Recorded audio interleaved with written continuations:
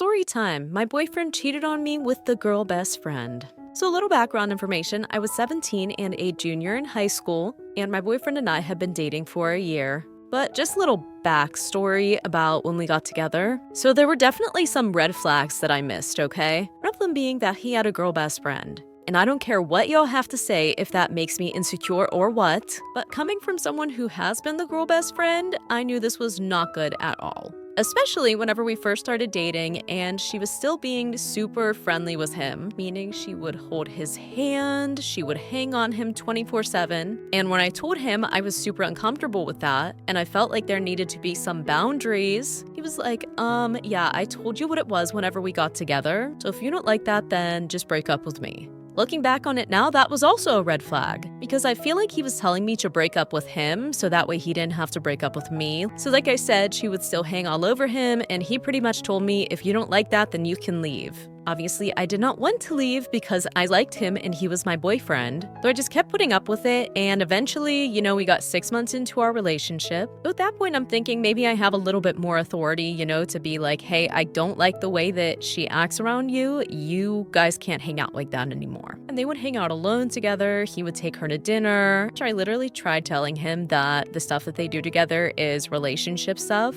And he was like, that's not true at all because we did all this stuff before you and I even got together. So anyways, like I said, 6 months in, I'm like, hey, I don't like the way that you guys are hanging around each other. Once again, he gives me the same excuse. So he pretty much said that he didn't care. And the one night him and I were supposed to hang out, but he canceled on me last minute. And her and I didn't get along, and she never Snapchatted me before, but then I get a Snapchat of her and him making out at his house.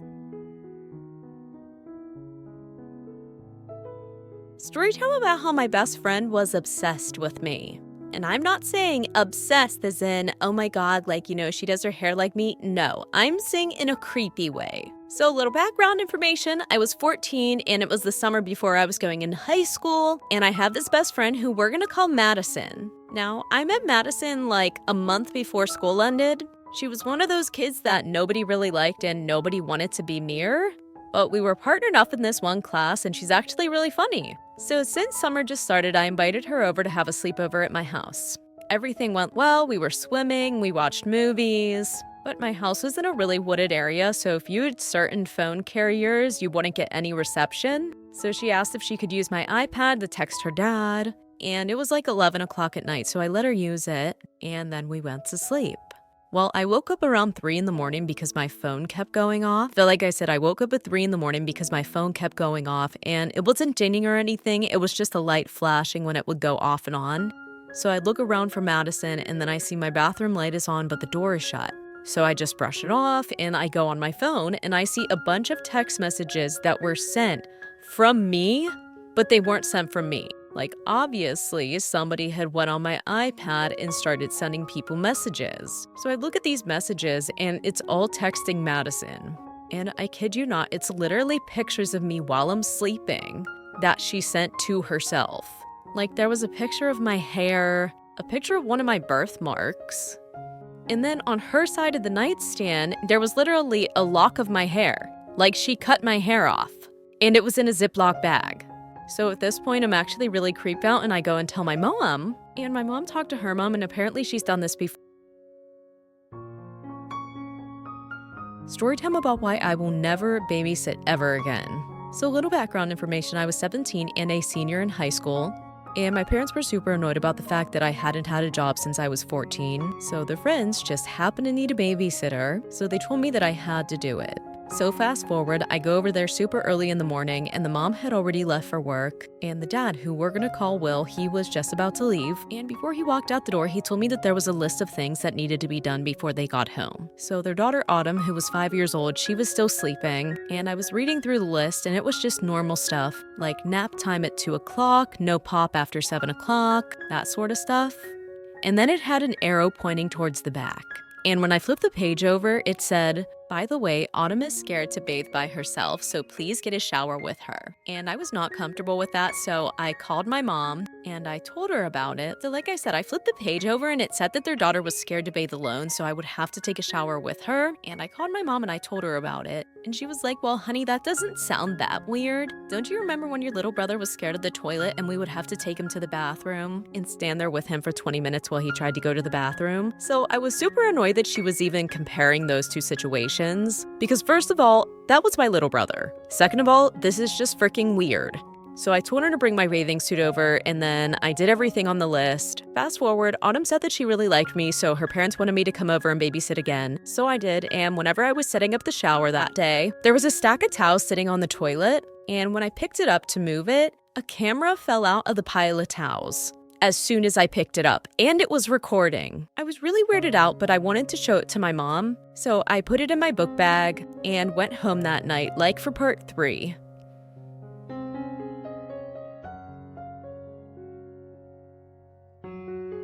Storytime about how my bank might have ruined my chances of going to an Olivia Rodrigo concert. So little background information, in December I got tickets to Olivia's concert. I thought it would be the perfect Christmas gift for my sister and I to go to California and go to her concert, and I got 2 floor seats. So I was super excited when I gave her the tickets. We were both like screaming, that we were going to be going to a concert. We had the best seats. Well, knowing that I had the tickets, I hadn't checked on them for a few months. And this concert is on May 20th of 2022. Well, a few days ago, I was going on Ticketmaster to check the tickets, and it said that they had been voided, and I had no idea why, so I was frantically trying to figure out what the hell had happened to my tickets. And I didn't want my sister thinking, oh my god, she really didn't get the tickets. So I was sending emails with Ticketmaster, and they said that somebody had filed a dispute. If you don't know what that means somebody was like, hey, that's my money, I'm taking it back. So like I said, pretty much somebody was like, hey, I want my money back, and the tickets were no longer there. Mind you, I was already charged in December, and now it's April. So I call my bank and I'm like, hey, what the fuck is going on? My money is missing. These people say they don't have it, aka Ticketmaster. And they're like, oh my god, we're so sorry. We thought that it was a fraudulent charge, so we just disputed it. So now, of course, I am extremely pissed off and upset. So then when they realized they fucked up, they were like, okay, we'll give the money back to them. That's completely fine. And then I called Ticketmaster and I talked to somebody. They said, that's fine. Just let them know out the door that there was a mix-up. And I'm like, okay, but they're not just gonna believe me, so can you send me an email saying that's what happened? And right after that, they hung up the call, and I've been trying to get a hold of Ticketmaster ever since, and they haven't been answering. So go check your tickets, and please tag Ticketmaster.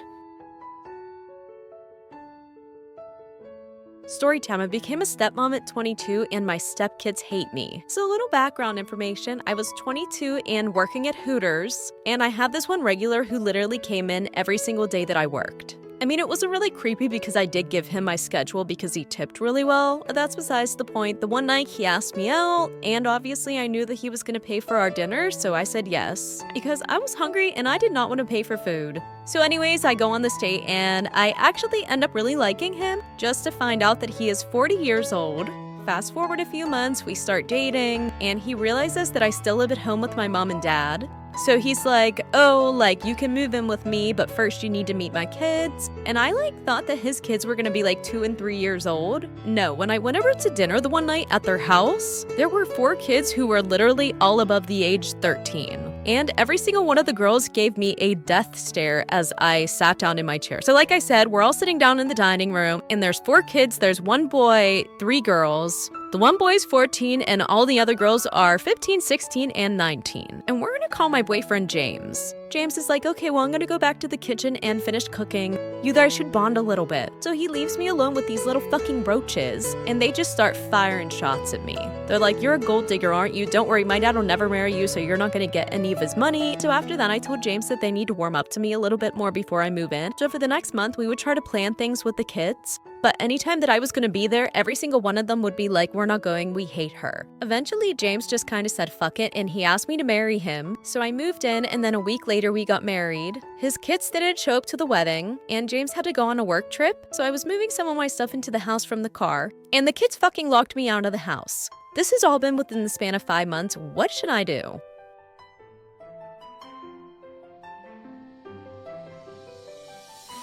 Storytime, I didn't know that I was dating my best friend's brother. So a little background information, I was 17 and a junior in high school. And I know you guys are probably thinking, how the fuck didn't you know that you were dating your best friend's brother? And we're gonna call my best friend Rima, and we're gonna call her brother Alex. So I had met Alex whenever I was in 5th grade.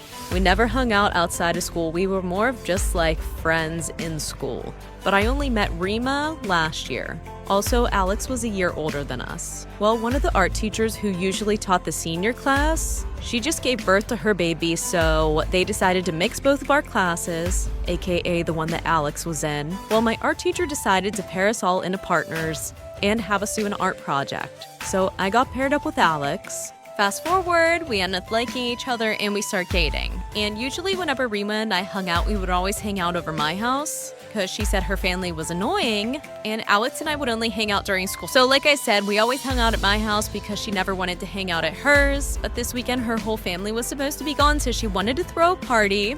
And she was like, OMG, you should definitely invite that guy that you like. Now listen, I know you guys think it's weird that she probably didn't even know that I had a boyfriend. Whenever I had talked to people that were best friends with her before, and yes, multiple best friends. This girl went through best friends like she goes through underwear. They had all said to not let her know who you like or who you're dating, because she would either try to get with them or she would get with them. And if she couldn't get with them, she would just send them nudes out of nowhere. So fast forward, I get to the party. She comes up to me. She's like, I'm so fucking annoyed. My brother's here. And then she was like, oh, did you bring the guy that you like?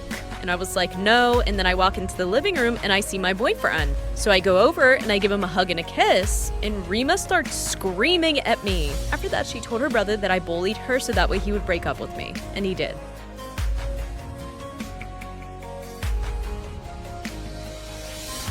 Story how about why I will never let my sister pet sit for me ever again. So a little background information, I was 18 and it was the summer before my freshman year in college. And it was towards the end of the summer, so I decided that I wanted to take a vacation with a few of my girlfriends before we all went off to the different colleges that we were going to. And I have a lot of pets. I have 4 hamsters, 2 snakes, a tarantula, 2 birds, and 1 fish. So I asked her if she could watch all of them. She said yes, so I wrote her out a schedule up when they need to be fed, and I wasn't even going to be gone a week, so it would be pretty easy because I already cleaned all their tanks and everything like that. And I wasn't worried at all because I trusted my sister. She had 2 dogs and a cat, so I thought she was going to be fine. I called her the first 2 days. Everything seemed to be going well. And I called her on the 4th day, and she didn't answer the phone. So I called my mom, asked her if she could get a hold of her. And my mom said that she spent the 2 days at her boyfriend's house. So like I said, I called my mom, asking if she could get a hold of her, and she said that she spent the last 2 days at her boyfriend's house.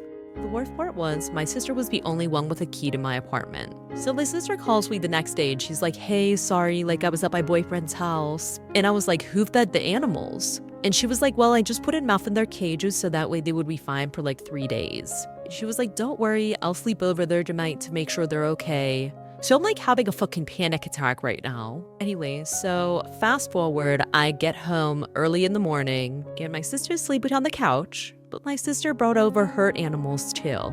So I wake my sister up and I'm like, hey, like, how are all the animals? She's like, oh, they're fine. And then we walk into the kitchen and the fucking bird cage is open and my birds are missing and her cats are nowhere to be found. So now I'm freaking the fuck out. So then I found a trick on the rest of my animal. So like I said, we walk into the kitchen and the bird cage is open and my birds are nowhere to be found and neither is her cat. So at that point, I went to check on all of my other animals. Thankfully, the steaks were fine, so I thought to check on my tarantula, and he's missing. So now I grabbed my sister's dogs, locked them in my room, and I went to go check on my hamsters. Yeah, she forgot to feed them the whole week because one of them ate the other one. So at this point, I'm having like a mental fucking breakdown, and I'm moving all the furniture in the living room and everything like that.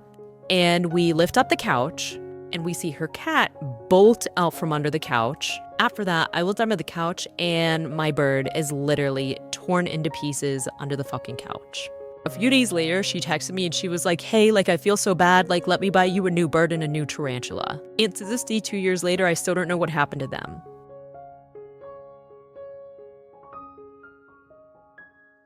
Storytime about my weird soulmate. So a little background information. I was 17 years old and a junior in high school. Yes, I was 17 and I was being charged as an adult. So I was in with a bunch of women. Well, one night after dinner, my cellmates and I are watching true crime shows because that's what you do when you're in jail. Watch true crime and CSI and all that shit. Anyway, so we're watching our shows and we see a new girl come in. She's got her blanket packed and we're all being warm and welcoming. And immediately, all of us could sense that something was off with this chick. Immediately, she starts going off about how she has a problem with the TV show we're watching. She did not like the fact that we were watching crime shows. She was like, oh my gosh, you guys really need to turn this off like right now. Low-key thought I was ghosty around there or some shit. But yeah, she was just being super paranoid and we're sitting there like, girl, we have 10 channels. 7 of them are going to be true crime and 2 of them are the news. Oh, and the other channel was black and white movies and nobody wanted to watch that shit. So they asked her if she unalived someone. So like I said, I asked her if she unalived someone before because at least somebody who unalived somebody would be triggered over us watching true crime, but she completely ignores me. So the first night something happened with this girl. It was low-key, very, very weird. Me and my other cellmates were like, this girl's weird as hell. Why is she here? And then the next day was the icing on the cake. So it was cleaning day and we're all cleaning our stuff. And this girl just starts cleaning the weirdest things, like the inside of trash cans and shit that didn't need to be cleaned. And then it started getting creepy. Not weird, creepy. She put a paper towel over the drains because the voices were too loud. And then she would walk around the pod talking about death and carnage. And if y'all know what carnage means, it pretty much just means unaliving a lot of people. So this was super bad vibes, obviously. Now, when you're in jail, of course you were going to ask what you're doing time for. And if you don't say, you're ever come off as sketchy. So we're asking this girl, hey, what are you in for? And she would not give us a straight answer. Well, while she was at a visit, we went through her things. So like I said, we asked her what she was in for and she didn't answer, so we found that weird as heck. So then she went for a visit and we searched her stuff and found her paperwork. We found out that she was in because she attempted to unalive her husband, in which he got a restraining order. So at this point, we're like, this is weird as hell and she's the dough. Like, she's our go. So now the entire pod comes together and every single one of us wrote a letter pleading the staff to get this crazy you-know-what out of our pod. We all folded them up in the little paper kites and we sent them to the guards. We were ringing the doorbell like crazy and we told them what happened and no questions asked and she was gone. Story here about how this girl and her boyfriend beat me up. So a little background information, I was in the 11th grade and I was 17 years old. And in the summer, my friend and I went to go and watch fireworks for the 4th of July at this park. And most of the people there went to a completely different school. But we ended up meeting this group of guys and I was really vibing with the one guy who was there. He was super cute, super chill, and was on a long gray. And I just want to put this out there, I did not think to ask that he had a girlfriend because he was being super flirtatious and just really wasn't acting like he had a girlfriend. I literally just hate how we have to ask people if they're in relationships now because they don't want to be honest or loyal. And then we look like the bad guys because they were dishonest. Anyway, so him and I started to hang out a lot and he really likes me, I really like him. And we went to this football game after school and we ended up doing the nasty.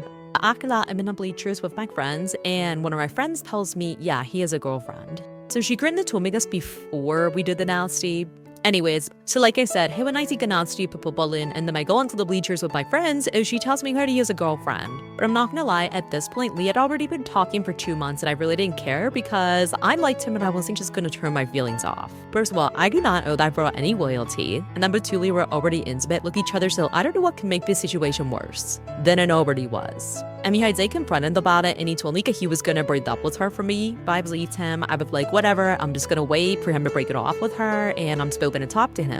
So eventually, you literally made me wait for like 2 more months, so what did I do? I told his girlfriend everything. Kinda lie, it's not even that I wanted to be a good person, it was literally just to spite him. It's like, yeah, your man wants to be with me, he don't want you, this is the text since Josephine telling me that he was gonna break up with you. That day, he called me and he was like, hey, do you wanna hang out? And I understood that he did not break up and even lasted to his girlfriend. So like I said, I told his girlfriend everything about how he didn't want her, I sent her the receipt and everything. And then she has the audacity to tell me I'm disgusting, I'm this, I'm that, saying that I'm gross for even doing anything with him. I should have known that he had a girlfriend, I should have told him off. Like said, your man did not mention you once. He didn't even mention you as an ex-girlfriend, so put the blame on him, not me. So later that day, he invites me over, and I'm shook because I at least thought that he was gonna bring it up and be like, why did you touch my girlfriend? So I thought that maybe she was one of those girls where she's like, gee, my man is never wrong. I know he was in it sometime to him because I don't want him to bring it up with me, and it just wasn't his fault. So fast forward, I get to his house. I usually just walk in because I've been over there so many times. Whilst he beside walking the door, him and his faux friend start wailing on me. I am up with the puberty and rinse, but I also ended up pregnant with his child. His family thinks so he should be with me since I'm having his kid. She defined to stay with him, so she comes to every prenatal place.